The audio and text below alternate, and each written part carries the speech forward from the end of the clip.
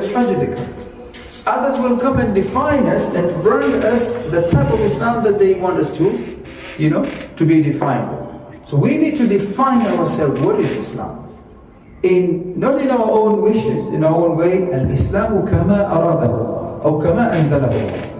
Islam, just like Allah Azza wa Jal wanted to preside and to live. What is it? Quality number one, Al-Islam Ummah. Do we understand that Islam is a global entity, a global concept? Ummatul Islam Ummatul Wasat. كما وصفها القرآن وكذلك جعلناكم أمة وسطا لتكونوا شهداء على الناس. When Allah defines Islam, He does not define Islam according to geographical boundaries. This is the problem that we inherited.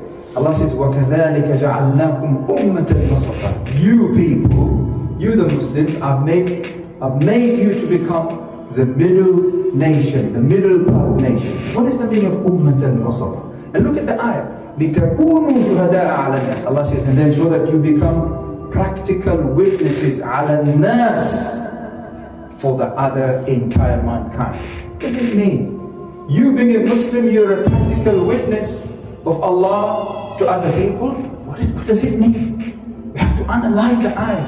You being a Muslim, you're a practical witness of the Sharia of Allah and the religion of Allah to other people. Not على المسلمين, على المؤمنين, على الناس, Allah says. The believers and the non-believers. So, Islam as a global entity, we need to define it, we need to marketize it to people, على الناس. And people should be satisfied. You know what? When I was hanging around with the Muslims, when I was mingling with Muslims, when I was trading with Muslims, I saw something unique from them. This is the meaning of the implication of the ayah. لِتَكُونُوا شُهَدَاءَ عَلَى النَّاسِ. The big question mark comes here. Are we witnesses to other people in shaping and defining Islam? This is the question that me and you need to answer. We are not going to wait for BBC and CNN to define us, because they're not going to give us the proper definition. They will define us according to their wishes, the way they like, and the way their sponsorship, comes from. I don't blame them. I blame myself, I blame us for not allowing ourselves first and foremost to understand the unique features of Islam, and then to tell people this is who we are. وَهِيَ أُمَّةٌ عَقِيدَةٌ وَرِسَالَةٌ. This Ummah al-Wasat, Allah Azza wa Jalla says, a middle nation. It's not too strict and it's not too delicate. This is the meaning of al-Wasatiyya. What is the meaning of Wasatiyya? خَيْرُ الْأُمُورِ أَوْسَطُهَا. The Prophet says, if you want to do anything, خَيْرُ الْأُمُورِ أَوْسَطُهَا. The best of the things, if you want to do, be moderate.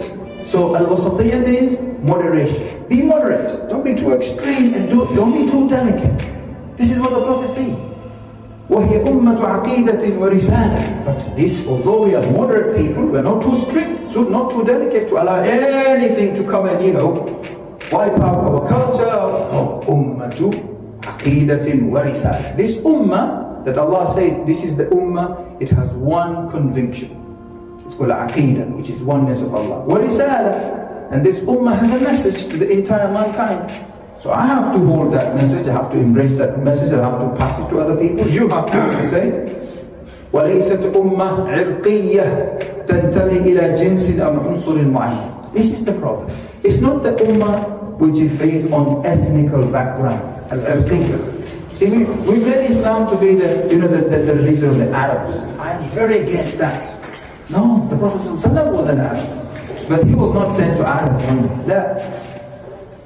He was sent to إِلَى النَّاسِ كَافَّةً, to entire mankind. Sure, and sometimes when you come, even a Muslim brother can ask you, are you Muslim? Because maybe your outlook, maybe your features, you look different to the type of Muslim that he or she is used to.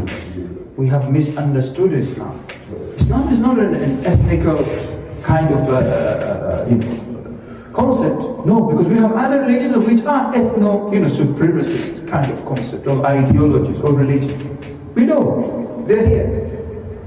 So, Islam وليست أمة عرقية تنتمي إلى جنس أو عنصر معين ولا أمة إقليمية. Islam is not a geographical concept that it has to reside in Middle East. Okay? Or whatever, in East Africa, North Africa, no, particular part of Pakistan or Bangladesh or Africa. No. Islam is a global concept. تنتمي إلى وطن أو إقليم الأرض يجمعها في شرق أو غرب ولا أمة لغوية تنتمي إلى لغة معينة ولسان معين. Islam is not a religion that relies on a certain language. Now, some people think, well, you can't be a proper Muslim unless you speak Arabic. Who told you that? Islam is not a religion of Arabs. It's not confined to the Arabic-speaking people or Arabic-speaking countries or Urdu-speaking countries. No. We have the responsibility to make sure each and every part of this planet Earth, Islam penetrates. This is how the Sahaba, the companions, they did their job. MashaAllah. Have we done our job? How can we do our job if we misconceive Islam? We still define Islam in our, very, very, very shallow kind of definition. So first and foremost, we need to understand بل هي أمة عالمية جمعت بين أبنائها. This Islam is a global concept, as I say. على اختلاف عروقهم وأوطانهم وألسنتهم وألوانهم. It combines, the children of Islam, أبناء الإسلام. أنا ابن الإسلام. أنتم أبناء الإسلام. You are all sons of Islam. We are sons and daughters of Islam. So we come from different ethnicities and colors and backgrounds and everything. If we understand Islam in that perspective, wallahi wa billahi wa tallahi, this ummah, not this country, not this culture, not this nation, this ummah wouldn't have been in its situation at the moment. See, the ummah, as we can see right now, if we only understand the meaning of the ummah, we would have been far away. So this is a very important thing. It's a very important thing. Why? Because Allah Azza wa Jalla told us and called us ummah.